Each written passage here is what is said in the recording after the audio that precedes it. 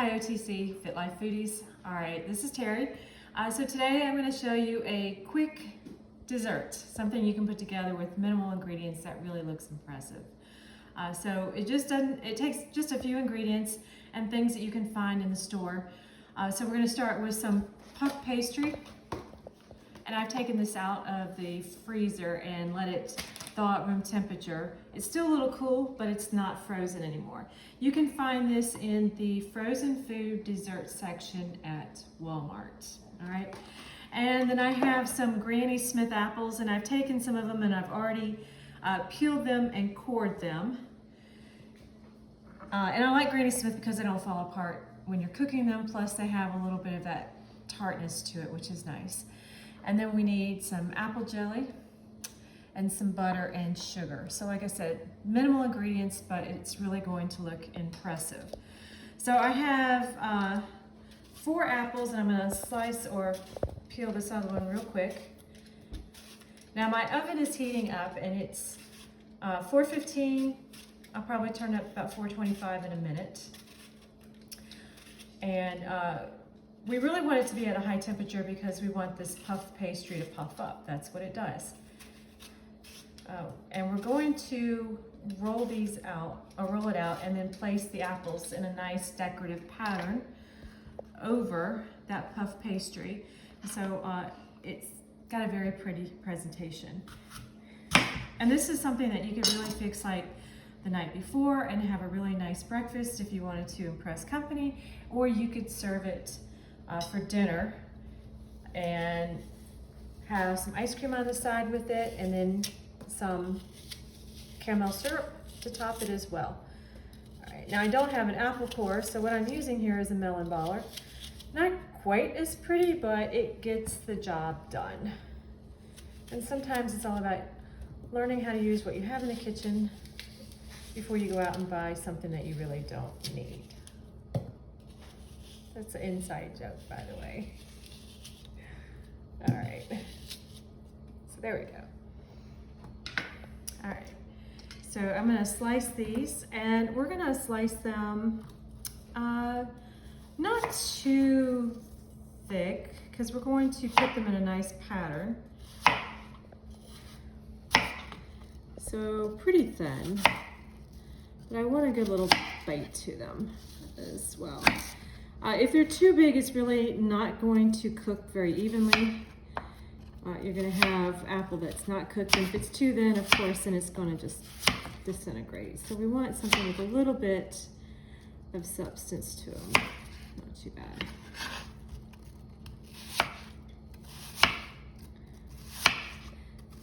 Now, if you wanted to use peaches, that would be fine. I would just peel the peaches.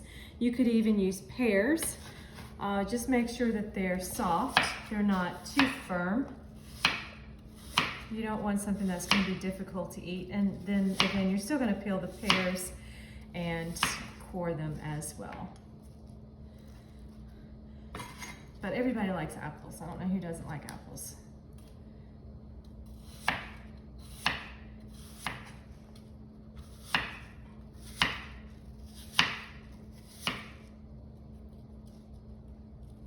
Now, I would not use Red Delicious or Golden Delicious, just because they have a tendency to just become mush once you cook them. So try to stay with something that's gonna hold together. And if you're not sure, ask your local grocer there, and he can tell you, those that work in the produce section. And sometimes they even have like little info cards in the grocery store, the produce section, to tell you like what kind of texture, what they're best for, and what kind of flavor they have.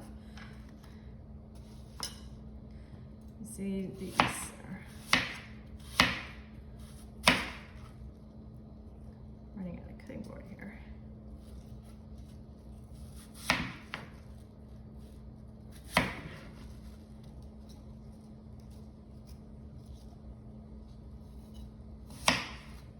All right, we're gonna stop with that for now and place it on the side. Now, next I have my parchment paper, and I like using parchment paper when I bake.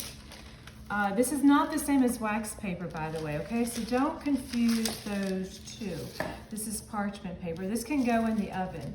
And this is really nice to use if you're baking because it really kind of keeps things from sticking on here. It's easy cleanup. So our puff pastry comes in 2 sheets. And we're just going to take one here. You see it's folded into thirds. Now I'm going to roll this out just a little bit in size.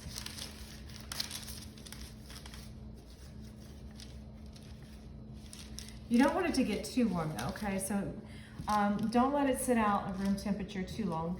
You want it to be a little chilled. And if it gets too warm, then just pop it back in the refrigerator for a few minutes. All right, but make sure it's also thawed because it's impossible to work with if it's frozen. It'll just fall apart on you. Not going too thin with it. I still want it to have a little substance to it.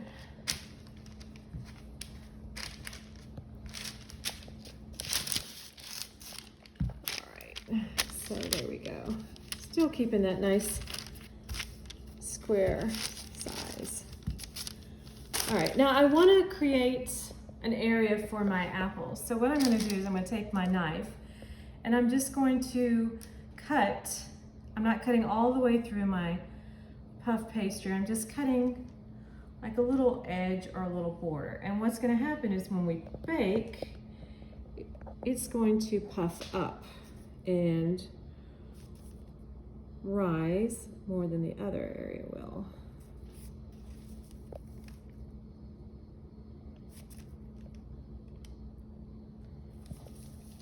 And then I'm just going to score this center part here.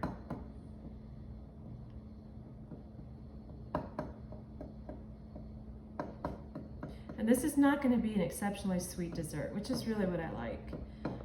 You don't have a lot of sugar in this, but it still is going to be really tasty and, like I said, nice presentation.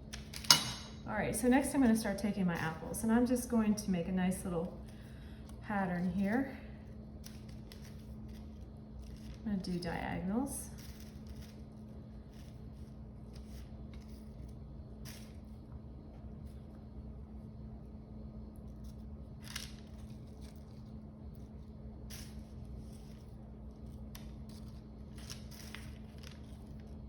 Nobody says it has to look perfect.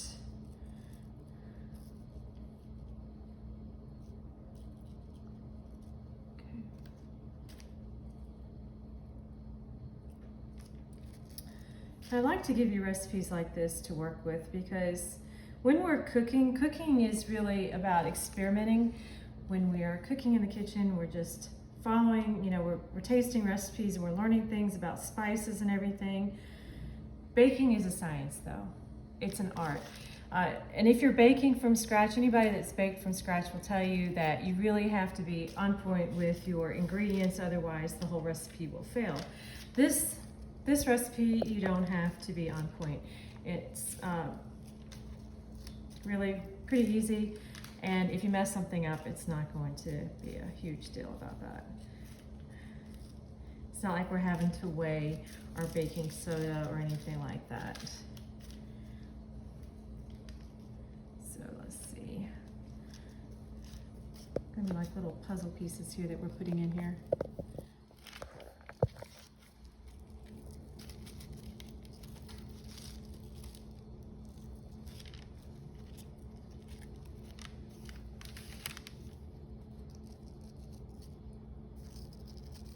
I'm assembling it on the parchment paper just because it's going to be much easier to move. I won't have to worry about trying to shift this all at one time and worry about dropping it, because if it's me, I'm probably going to end up dropping it somehow.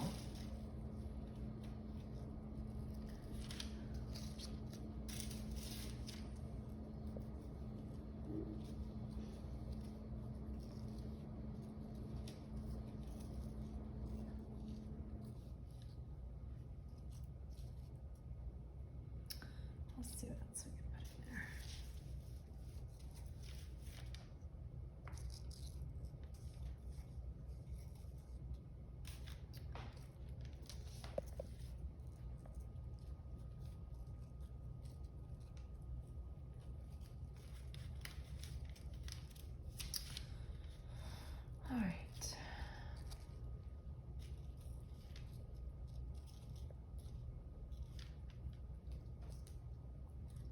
it's like putting a puzzle together, right? And I'm terrible at puzzles.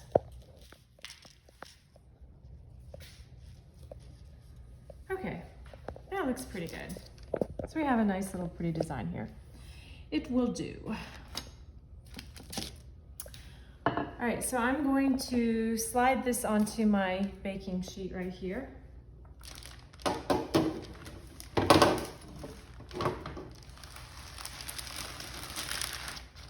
Voila.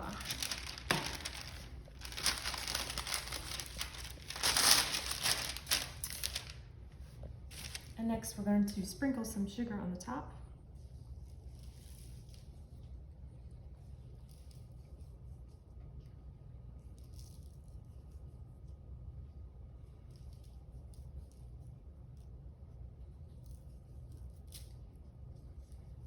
I'm going to use a few tablespoons of sugar on here.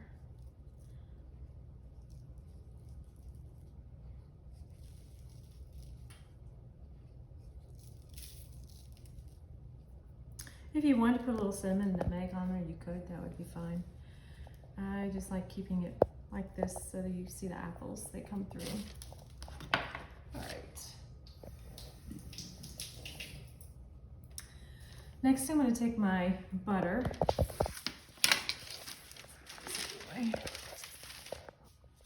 And I'm going to dot the top with some butter. So make sure if you are baking that you use the unsalted butter, because you're already putting salt into your recipe, so you don't want to use salted butter and add more salt in your recipe. So I like to keep unsalted butter in the refrigerator. If you're cooking, you could use some. I would just, if you're cooking recipes, just be careful about the amount of salt that you're adding, especially if you use the salted butter. And make sure you get good quality butter as well.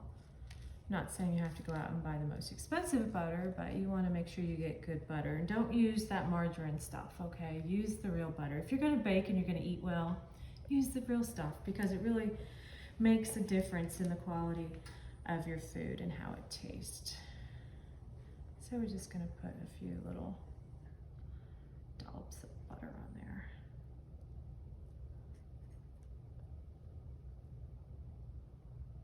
And like I said, this is just, it's not a perfect, but it's good. This is really what we're looking for, is just good eats here.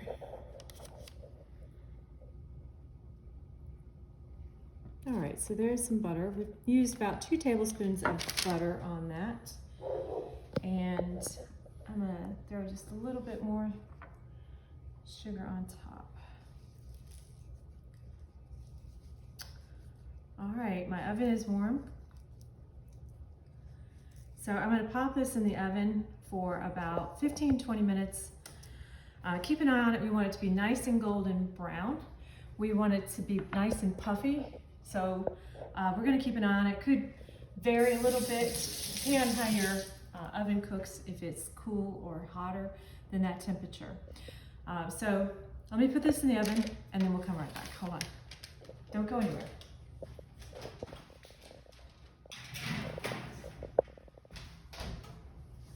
All right, so while that is cooking, I'm going to be using my apple jelly, and I'm going to be cooking a little bit on the stove top because we really want to kind of thin it out a little bit.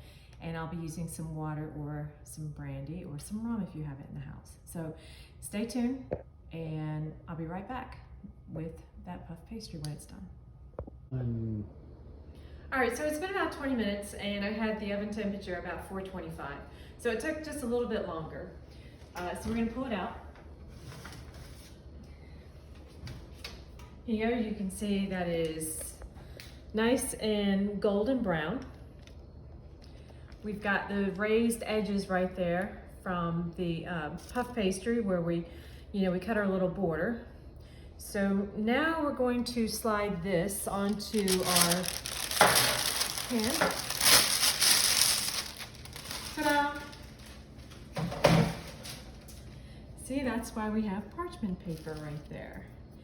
And then this is our apple jelly. I took about a half a cup of apple jelly and a few tablespoons of brandy, which I had. and then melted it down. And then we're going to brush this over the top. And this really adds a nice sheen to our pastry here.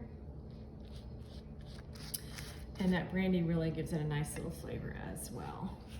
If you have apple brandy, that would work beautifully.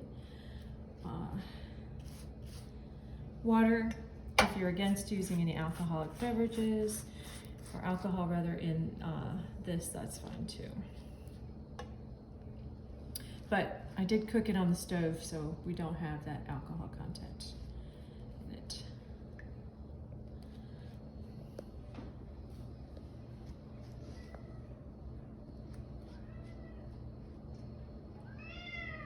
All right, so there is our apple tart.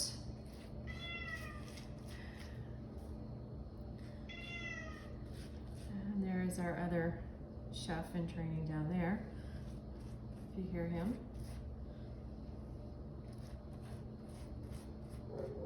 All right, so that is your dessert. And like I said, it would be really tasty if you served it with a scoop of vanilla ice cream, maybe a little caramel syrup over the top, or you can just serve it as is, or put it in the fridge, have it cold in the morning for breakfast. Either way, it's a delicious and easy treat to make. So I hope you've enjoyed the video, and thanks for eating with me today. And I hope to see you again. Ciao.